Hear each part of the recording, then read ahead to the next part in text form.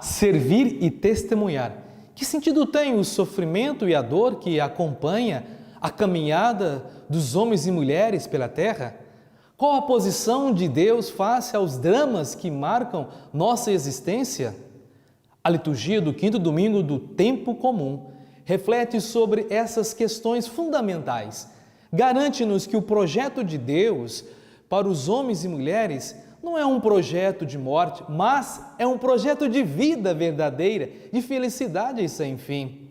Na primeira leitura, Jó comenta com amargura e desilusão o fato que a sua vida está marcada por um sofrimento atroz e Deus parece ausente, indiferente face ao desespero em que a sua existência decorre.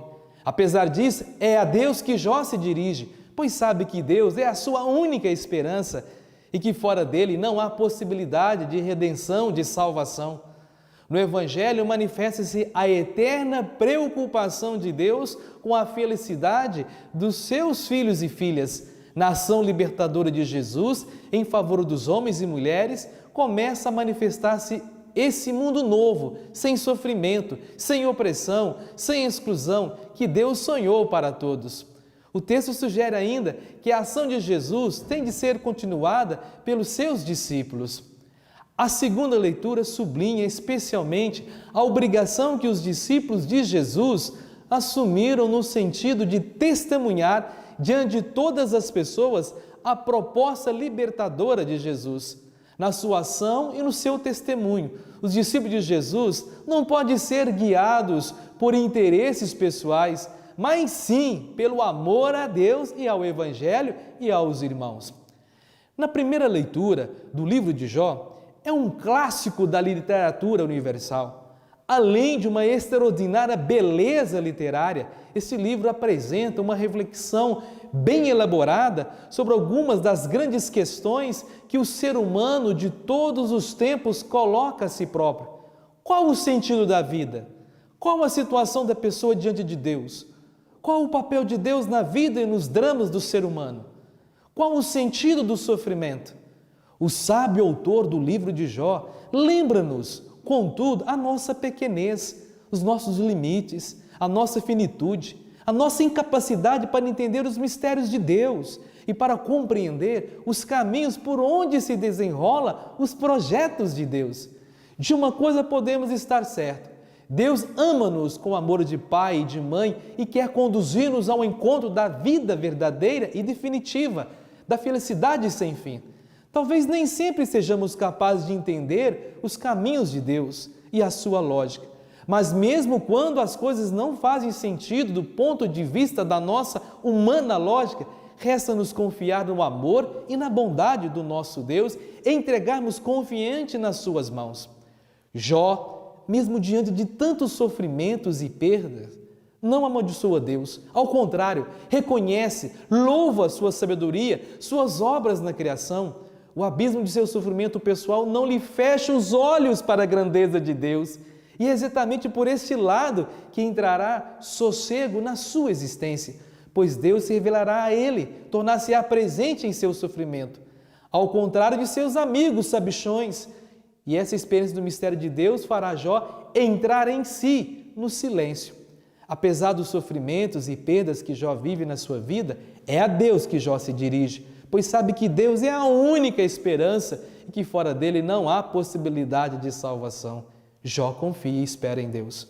Na segunda leitura, tirada da carta aos Coríntios, Paulo começa precisamente por declarar que o anúncio do Evangelho não é para ele um título de glória, mas uma obrigação que lhe foi imposta. É uma afirmação surpreendente.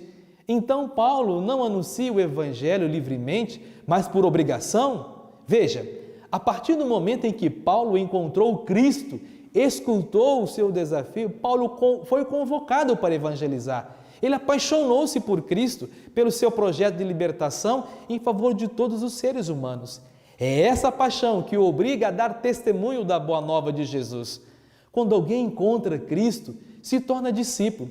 Não pode ficar parado, mas tem que dar testemunho, tem que anunciar o Evangelho. A expressão "ai de mim se não anunciar o Evangelho" traduz esse imperativo que Paulo sente e que brota do seu amor a Cristo e ao Evangelho e às pessoas. Na verdade, se Paulo evangelizasse por iniciativa própria, provavelmente buscaria a sua recompensa. Mas como é o amor que obriga a evangelizar, a recompensa não lhe parece importante. Por isso, ele entrega a sua vida à pregação do Evangelho. E o princípio fundamental que orienta a vida deste homem apaixonado por Cristo e pelo Evangelho não é a própria liberdade, a afirmação dos próprios direitos ou o defenda dos próprios interesses, mas é o amor a Cristo, é o amor ao Evangelho que impulsiona a evangelizar. Para os discípulos de Jesus, o amor deve ser sempre e estar acima dos próprios interesses e tornar-se dom, serviço, entrega total.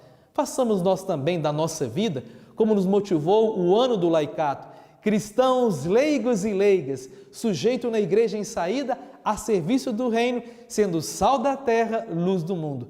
Eis a nossa missão. No Evangelho de Marcos fica claro as atitudes de amor e compaixão que Jesus tem para com as pessoas. As leituras de hoje estão interligadas por um fio quase imperceptível. Enquanto Jó se enche de sofrimento até o anoitecer, como nos diz na primeira leitura, Jesus cura o sofrimento até ao anoitecer. O conjunto do Evangelho mostra Jesus empenhando-se, sem se poupar, para curar os enfermos de Cafarnaum. E no dia seguinte, o poder de Deus que ele sente em si o impele para outros lugares. A paixão de Jesus é deixar fluir de si o poder benfazejo de Deus. Ele assume, sem limites, o sofrimento do povo. Ele sabe que isso é sua missão. Foi para isso que ele veio. Não pode recusar o serviço que Deus lhe confiou. Veja como, para preencher o que ficou aberto na primeira leitura, o Evangelho nos mostra o Filho de Deus assumindo nossas dores. A narrativa conta o fim do dia em Cafarnaum, iniciado em Marcos capítulo 1, versículo 21, como vimos no domingo anterior. Jesus continua com seus gestos e ações que falam de Deus, que manifestam de maneira clara o amor e a misericórdia do Senhor. No início de seu ministério, Jesus assume o sofrimento, curando-o.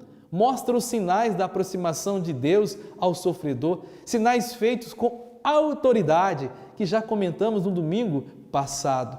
Ao sair do ofício da sinagoga, naquele dia de sábado, Jesus se dirige à casa de Pedro. Lá cura a sogra do apóstolo, que estava com febre.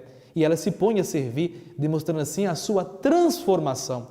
Depois, ao anoitecer, quando termina o repouso sabático, as pessoas trazem a Jesus os seus enfermos. Jesus tem compaixão, acolhe a multidão e cura. Novo sinal de sua misteriosa autoridade. Ele está inteiramente a serviço do anúncio do reino e faz isso com autoridade do qual o Pai o outorgou. No fim de seu ministério, Jesus assumirá o sofrimento, sofrendo. Aí sua paixão se torna realmente universal. Supera de longe aquilo que aparece no livro de Jó. Se este nos mostra que Deus está presente onde o ser humano sofre, e isso já é grande consolação, Jesus nos mostra que Deus conhece o sofrimento do ser humano por essa experiência que ele fez da sua entrega total. Assim como o livro de Jó, Jesus não apresenta uma explicação teórica do sofrimento, Jesus assume o sofrimento. No livro de Jó, Deus se digna a olhar para o ser humano que sofre. Em Jesus Cristo, ele participa de seu sofrimento. Veja, o Evangelho de hoje resume a missão de Jesus. Ele veio para levantar as pessoas feridas no seu corpo e no seu espírito. Jesus veio para salvar a todos nós. Por isso vamos juntos evangelizar. Compartilhe essa homilia com seus amigos e amigas nas redes sociais. Vamos proclamar e anunciar o Evangelho de Jesus. Inscreva nas nossas redes sociais, comente, compartilhe.